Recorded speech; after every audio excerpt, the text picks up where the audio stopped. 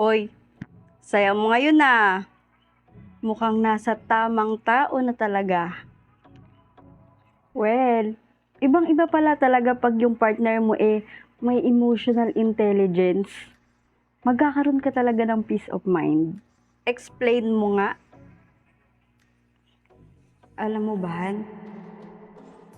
Share ko lang sa'yo problema ko Di ko na kasi alam kung paano lulugar.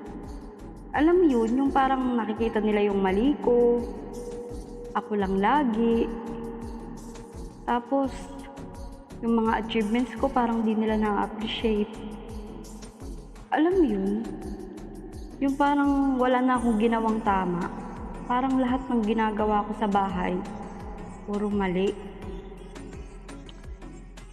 Kaya nga minsan gusto ko nandito kay nalilibang ako. Tapos, nasasabi ko sa yung problema ko. Hayaan mo na sila. Pamilya mo pa rin yun. Sige na, mauna na ako. Inaantay ako ng mga tropa ko sa mall. Babalik na lang ako dito mamaya, ha? Papasalubungan kita. Sige na, Han. Alis na ako. Ingat.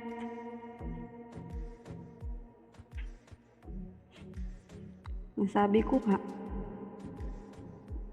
Nasabi lang.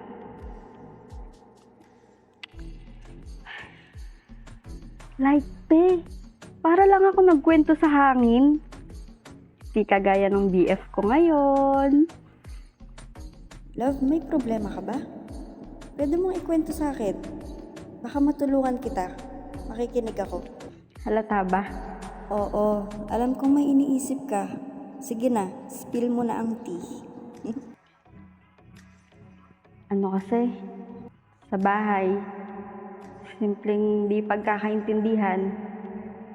Pero ano kasi, feeling ko, ako lagi yung nakikita. Ako lagi yung mali. Mali ko lang yung nakikita nila. Parang puro mali lahat ng ginagawa ko.